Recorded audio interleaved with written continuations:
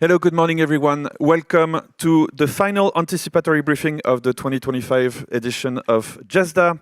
We're going to talk about the future of advanced AI.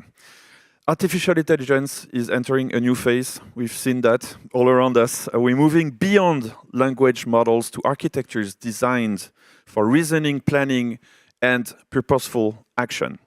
How will advanced AI transform science, industry, and global governance over the next 5, 10, and 25 years? That's going to be the topic of a 15-minute presentation by our speaker, followed by 15 minutes of questions with the audience. Our speaker today is the president and university professor at the Mohamed bin Zayed University of Artificial Intelligence in Abu Dhabi. But he also teaches at one of the birthplaces of artificial intelligence, where the first program considered to be artificial intelligence was made in the 1950s, which is Carnegie Mellon. Please help me welcome Eric Xing.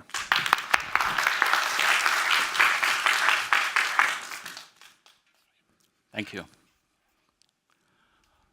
Well, good morning, everyone. Thank you very much for having me. I want to begin by thanking GESDA for giving me this opportunity to share with you some of the work that we do in Abu Dhabi, in Carnegie Mellon. I was asked to do the impossible mission of making predictions for the future of AI. I'm not very good at that because the problem is very difficult. We don't really even know, what is intelligence, not alone artificial intelligence. For example, we used to think solving big physics problem, math problem is intelligent. Therefore, Einstein is obviously intelligent people. We used to think that memorizing, information is not intelligent. But Mozart is an intelligent musician because he was first known for going to Vatican, hear a piece of music for one time, and then reproduce a score out of memory. That's memorization, and we call it intelligent. So people are having debates about what really is intelligent. Now, talking about the AI systems that we are having, we saw some amazing results in the past few months, in fact, past few weeks, right?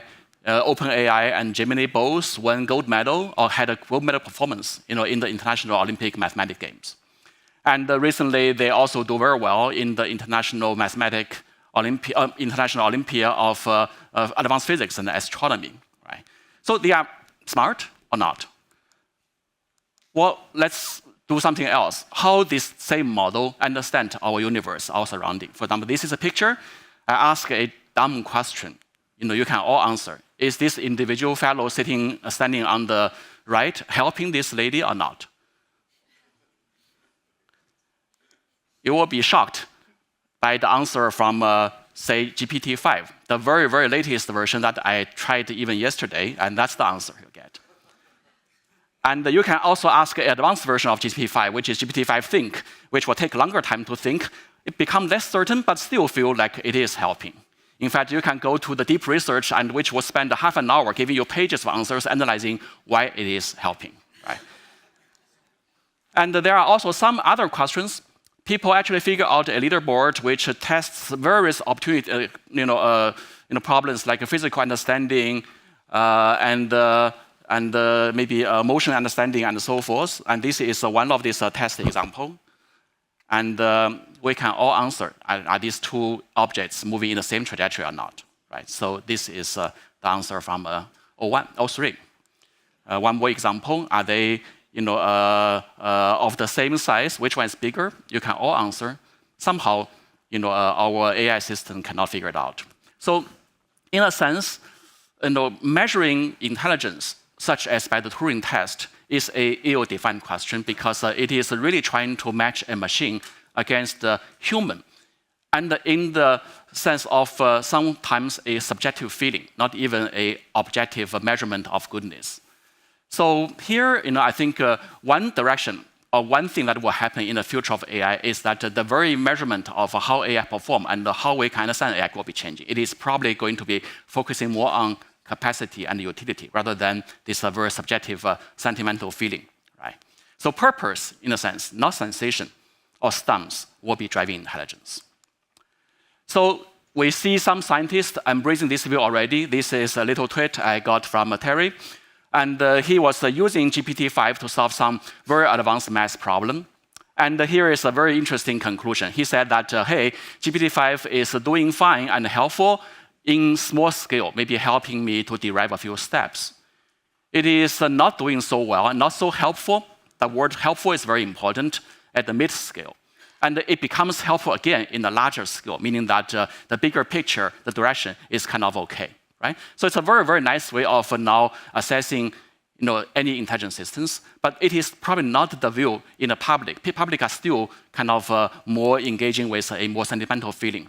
So here, I want to pull the conversation back, again, on utility. We people, we human beings, have this pyramid of needs, right? This is Maslow's pyramid of the human desire and the human needs.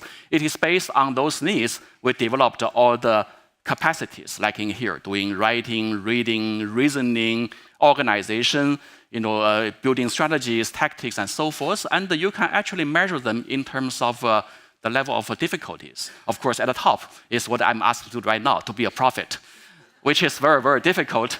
But I can be a little more certain about what is beneath that. For example, we know that the large language model is now doing the reading and the writing. If you consider that to be intelligent, I think it is, right? But if you ask a large language model to do action, to do planning and strategizing, we need something else because we already saw some examples where it doesn't work, right? So that's how we could imagine now the space of the problems and challenges. Here is LM. Oh, I lost the animations. I'm supposed to show you the inner ring, which is just that ring of language space. And then when you want to go to the physical world, say, for example, making this picture alive so that you walk into it, like this, then you need to know the physical reality around you, right? How to navigate inside it. That's basically what we mean by space and time. It's a different space of reasoning, which is beyond large language model. That's why large language model isn't working, right? You can also add a little figure, into this world, which we call an agent. Well, this figure, may have all sorts of tasks to finish. Maybe he also has some sentiment and affection, to other people or to the view. That means you need to enter yet another newer space, a bigger space of reasoning, which we call multi-agency space. And ultimately, you want to understand science, like Einstein did, which needs to understand now the law of nature. That's an even bigger space, of reasoning. So by that way, we start to see at least a roadmap of problems, that our AI may be able to chart, and also chart a map. And now maybe one useful exercise we have to do is that eventually what we want to just achieve, right? I started from the top and then go all the way down to our reality. Anybody probably heard about this science fiction, Dawn, right? Which actually is about a supernatural, agent, which can do amazing things, right? This agent named Quasar is able to solve galactic problems, waging a war in the galaxy, doing a global project like turning desert into the sea and so forth. And the way he does it is actually, a form of advanced reasoning, which is called simulational reasoning. Because according to the book, he inherits all the memories of his ancestor and also of his peers. And then before he solves any problem, he's going to do some thought experiment in his brain. And then if it worked, or if one of the plan worked, he would execute it. It's a very, very interesting way. That is similar to how a computer could be built, because a computer offers you the capability of simulating in this ever-growing level of complexities. So now I ask, maybe the future 5, 10, 25 years can be framed as at what functional level, at what level of reasoning space our system can achieve. And then we can ask, can we achieve the superhuman capability or not? For example, here is my personal list of future problems. We are already here. We can now ask an agent to help me writing an email. Many of my colleagues are using the ChatGPT to write essays and speech and so forth. So LM is a perfect simulator doing just that. But you can ask bigger questions. How to drive a car, how to basically settle down on Mars, Going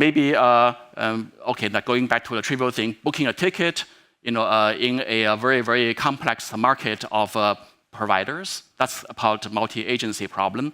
We treat diseases, invent a new drug, and so forth. All these problems, actually is somewhere lying in the space I just laid out.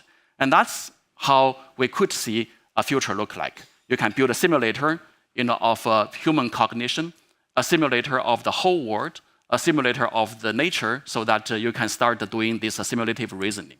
Right? So in that sense, I will try to answer this question about what's happening in the next 5 years, and 10 years, and 25 years, because I'm not really sure, so I put a question mark there.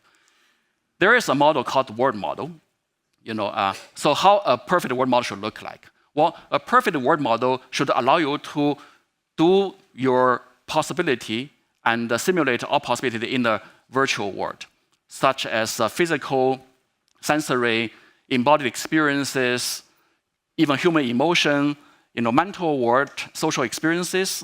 And we can try to ask, is that going to happen in 5 years? I don't know, but I know people are actively working on that. That's probably the first step happening before the next step, which is an agent model, because you want to now produce agents, or maybe allowing us to experience such a virtual world or reality to do different tasks.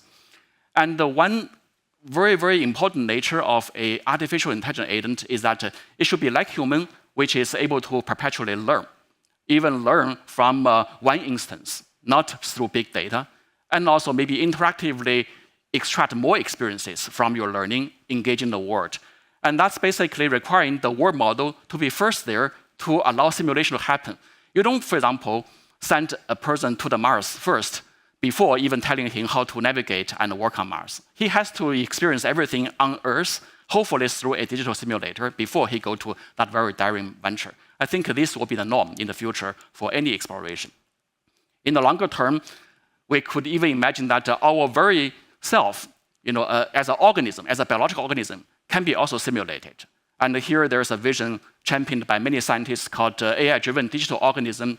They would just build a ChatGPT-like model using biological data, so that other than simulating language and the reasoning in language, they can simulate how a drug would perturb a biological organism, what kind of consequence you may have, without going to the very painful and dangerous wet lab to do all the experimentations and the physical perturbations.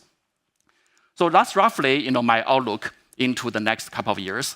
But I want to point out an issue people less appreciate, but is important to make sure that we are on course. So AI provides the opportunity in terms of the physical means. But we, as the user of this technology, need to have the right mindset. What do I mean? This is a mindset. I don't know what to read out of it. I have a horse wagon. My horse is expensive and hard to maintain. How about I replace it with a robot? So old workflow and the new gadgets, right? And this is happening all the time. I have many questions coming to me, say, oh, I got this problem in my workflow. Give me an AI so that I can solve it. I argue that this is not the ideal kind of approach to enter the next 5 to 10 and 25 years. And this is maybe a better mindset. The engine was never invented to land something down. They are used to shoot something up. But someone out there thought differently. They thought the engine actually can be used reversely to land a rocket so that I can make the rocket cheaper. So it's a very disruptive thinking, which could happen, for example, in here.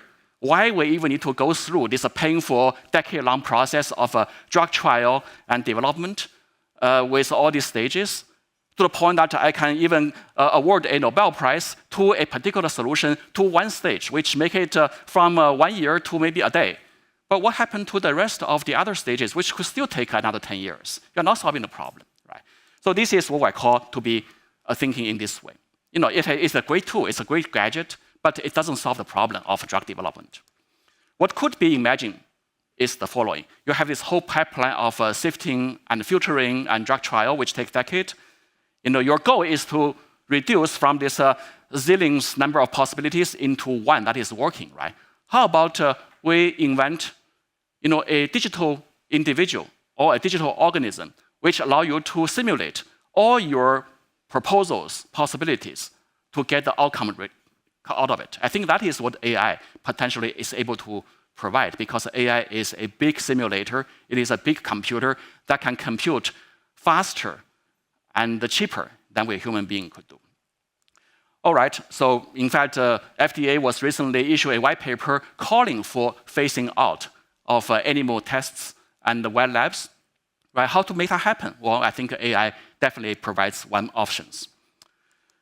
I'm about to end. I think the opportunity given by AI is unbounded, but it also requires we human beings to really develop the right mindset and ask the right question so that AI is steered toward a useful and legitimate and also high probable, high return problems that they can focus on. On the other hand, if you just want to develop the feeling of being intelligent, make it very, very magical from a user experience standpoint, I think AI is going to lose its way, and we are going to lose our way. Maybe one last point before I close is maybe a new kind of a singularity that we can anticipating that is all making us very, very puzzled and maybe even scared. You've got the agent, which could do physical word reasoning, social word reasoning, biological word reasoning, and so forth. One thing that is not in design yet is the definition of self. So who am I? Right? That is what really differentiates a biological creature or maybe a soulful creature like us away from any machine, which is very capable in their muscle, even in their brain, but not spiritually inspired. So I leave that question open because I don't have an answer. I think self-awareness is maybe the next new definition of a singularity. If the AI system ever crosses that, we do have reason to be scared and worried. But hopefully, we will be very far away from that turning point, or maybe never going to reach there. So I'm going to end here. Thank you very much.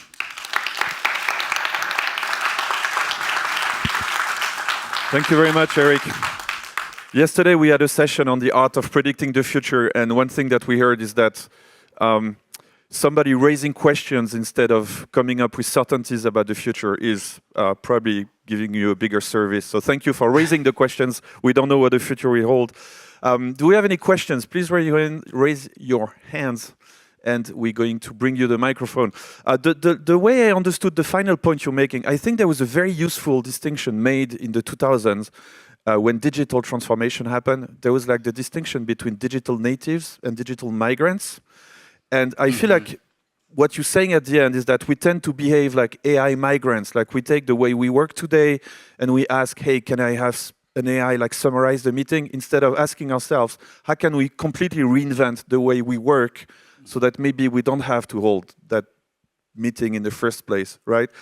Like, is that what you're trying to say, that we need to be more AI native than AI migrant? I didn't hear that terminology, but I like it. I think, being AI native is it's happening, in fact, and it is going to happen continuously.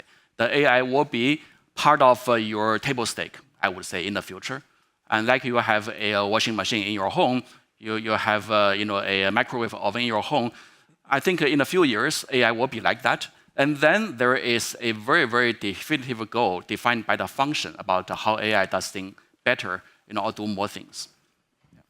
It's the famous quote from Henry Ford. If I'd asked my clients what they wanted, they would have said faster horses instead of coming up with the next iteration. Karthik Ramani, our speaker from 2 days ago, specialist of extended reality. Your question. Yeah, thank you. Thank you for your nice talk. So my question is, there have been substantial breakthroughs, deep learning, Jeff Hinton, and more recently, transformer model from Ashish Vaswani and so on and so forth, 2017. In order to make further progress, what kinds of or natures of breakthroughs you think are needed to go beyond the LLMs and LVMs, large language and vision models? Great question. Obviously, the current architecture used to train large language models is inadequate, to go beyond the language modality. This is widely recognized already, so people are working on it. And there are a lot of debates in terms of how exactly innovation or changes should happen, including very technical things like the embedding, algorithms, and so forth. So that's one thing we know for sure. But I don't think this is anything that the public need to be involved with, because you should just sit back and watch. I think what is really going to change the public sentiment is how these kind of tools can be governed and can be regulated, and also how can they be properly priced. I don't think we have any idea right now in terms of building an ecosystem in this new norm, so that the current very, very expensive and rapid development, first of all, is not very necessarily sustainable because it's very expensive without a clear business model. And secondly, it is very, very polarized. It is only happening in the big industry to the point that academics are playing now not just the second fiddle, maybe the third or last fiddle, because they don't have the equipment and also the resource of doing that. So these kind of questions needs to be answered and also will be answered to redefine the landscape of AI. Where are the immediate problems, which is about engineering and execution, which is the intellectual questions that is more toward a long-term kind of a reward. But AI is unique. It's different from theoretical physics, where you can sit in a room and do things without a big lab. Unfortunately, many of the innovations in AI need to be validated on system. So I don't know at this point how to make the academic community relevant again, so that they can contribute meaningfully to the frontier development of AI systems.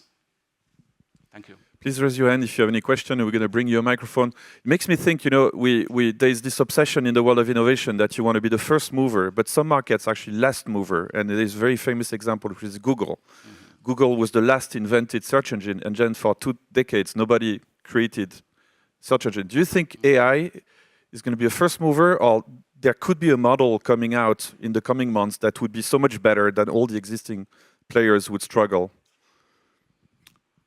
Good question. Or everything in between? It's possible. LLM is now sucking all the oxygens out of the room, so most of the people are working on that. It doesn't mean that there are no one working on other approaches. For example, there are a few labs in the world working on word models, although the definition of word model is itself subject to debate. But I imagine some breakthrough are in the making right now, and when they come out, they will suck the oxygen out again into different places. Like you saw the Sora 2 release, which is quickly jumping into the top of the leaderboard right in the AI app and the Apple App Store. So these type of disruptions is going to happen. But what I'm personally more interested in is to see a different runway where it's not just about the general public's perception about ChatGPT-like applications. It's really the breakthrough in science. I don't think right now there is a consensus in the community of science where how AI in a larger way can be used. There isn't yet a certain type of equivalent to do larger science using AI, where thousands of scientists all collaborate and work on a glorious and noble and big enough vision that really cannot happen otherwise in individual labs. So I think that should be the precursor of what you described to be another disruption. Yeah. Yesterday, Samsung claimed to have created a model that was 10,000 times cheaper in terms of energy, and so there's still a lot of changes happening. Do we have any questions? I get to ask my questions. I'm super happy about that because I have many. So I guess a lot of people in the room right now, we all have, if you run an organization, you have to ask yourself, how do I bring AI in? So there was step 1, which was like clicking on the I allow Copilot to read my emails and help me a little bit, or Siri, stuff like that. But where would you invest right now if you were an organization having to implement AI? Would you buy some hardware? Would you invest in a model? Or would you invest in your own data, or maybe all of the above? Above all, I invest on people. That's the most important thing. You need to basically, get the right people with the right mindset to work on the right problem. So that's how I began with. And then once you have the right people, you give them, indeed, resource, hardware and data, and also a forgiving enough policy so that they can make mistakes. They don't have to publish like crazy every day. and they can still work on long-term projects. But it's actually complicated because it is incompatible with many of the ways traditional organizations are operating. So we're still experimenting. But I think in your previous question, I want to go back, which is to make a model more energy efficient, make it more pocket size, and make them more portable and affordable. These are great questions, which is on the apply side. I don't call them disruption because someone is already showing you the way. You just want to optimize it, right? I'm still trying to explore, a space where you can ask the impossible and think about a new application. Like in the morning, we discussed with Mike about what happened to the physics, the universe of physics in the 19th century, where it's almost perfect, except two or small, the one little question are left unanswered. So we are actively building an organization which can bring in people, think about their scientific life, their professional life in that way. Eric, thank you very much for this fantastic talk. To your last point about self-awareness, some people would call that consciousness. Some people claim that will come automatically with embodiment. What's your point? I'll comment on that. And the second thing is, you made the point, intelligence, it's self-referential. It's how we define intelligence. The same thing for consciousness or awareness. How will we identify consciousness or self-awareness in a machine once it would have it? Given that, again, we're not machines, and so it's really hard to relate to how self-awareness in a machine would actually be visible, would happen. Yeah. I wish I could answer this question. I really don't know. It's very, very difficult. I think, in many cases, I don't know the answer, but I also know what answer is incorrect. For example, by having embodied experience, plugging them into the AI, is that adequate to create a self-awareness? Maybe not, because the reward function, for the AI system is very limited right now. It's maximum likelihood, contrastive learning, and some kind of a recreational power of the data and so forth. We human beings, we learn with a very, very diverse and rich reward function. In fact, every individual among here probably have our own reward function, happiness, and a sense of ego, or many other things. I just don't know how mathematically they can be translated in an actionable way into any mechanical or digital system. So it's an open question. I think maybe there is a process where scientists start to figure out one after another mathematicalization and formalization of some of this reward function. But until you cover the whole human spectrum of all that, it will take decades, maybe even centuries. And then there are other things more than even our function, such as your spiritual pursuit and other type of philosophical capability that humans uniquely have. Yeah, I'm not saying it's impossible, but it is going to be very difficult. It's more difficult than many people would think, that once you build a model bigger and bigger with more and more data, they automatically cross that barrier. I think that there's a gap that is unexplained at this point, how to cross. So your question, and after we'll go. Yeah, so just building on that, I'm possibly paraphrasing a little, but when you were talking about self-awareness and you said, oh, if we do get to self-awareness, we'll be in trouble. Why? We might be in trouble. I'm not asserting it's going to be a trouble. Because it is going to be a new world that we suddenly have creatures that we built, which will be really just like us. We don't know how to deal with that yet. In fact, even now, look at how human beings coexist with each other. We have wars and all sorts of things already. It's already difficult. So all I can say is that a very, very high-level speculation that if more complexity are added to human society, other than the tool, but in terms of the fabric of the society, it is going to be very, very challenging. By time we will have learned how to deal with trouble, because we have enough on our plate right now. Sir, and then we'll try to take one last question. We're getting very short on time. Please be quick. Thank you, Eric. Scott Phillips, Vaulted Ventures. I'd like to dig into the question of advanced AI causing advanced harms. What do you see on the scary side of the future here? And how does your group think about the mitigations of those harms in terms of law or technology frameworks? Sure. Again, this is a concern, a question, almost coming with any disruptive technology, like the electricity, for example, like the car on the street, like aviation, nuclear technology. We all face that question. I think the answer has been already, thought through history to have a regulation, proper governance, and so forth. But maybe I should add to that. One thing is education. The awareness, of this technology, the way it is now, is not enough. It's very superficial, very, very inaccurate. So, in a sense, AI education should be part of the curriculum starting from early, so that people know, properly how to use it and what it is. And secondly, is about maybe a more natural kind of attitude on AI technology. Yeah, no technology is 100% safe, but if you want to prevent it, the risk by not developing it, or by caging it inside a particular cube, then people will lose the opportunity to experience and to learn and also to develop their own immune. It's like in a natural world, when you put a person in a natural environment, exposing to all the bugs, all the viruses, you don't necessarily make them less healthy. In fact, they will be more healthy and as a society level, more robust.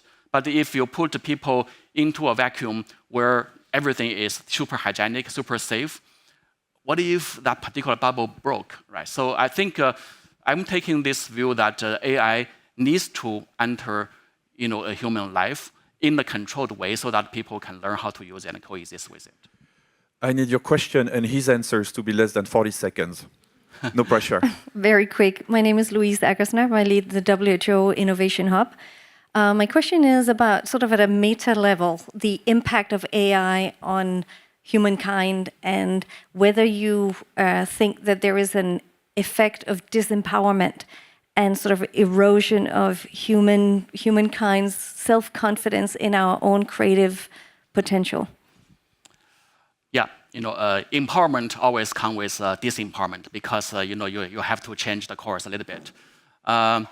It's again education. I think people will find some sense of frustration when they find that a machine do so well. Then I used to be able to break the square root of some numbers, but I never worry that a calculator can do the same. In fact, I choose not to even teach that in my course anymore because the capacity is needed. I think the most interesting thing is to open up new capacity with this new tool so that you find yourself solving harder problems rather than keep focusing on the older problems which can be solved by tools. Thank you very much. We have many questions, but then we get to take them informally as our time comes to an end. Thank you very much. Please, a warm round of applause for Eric Xing.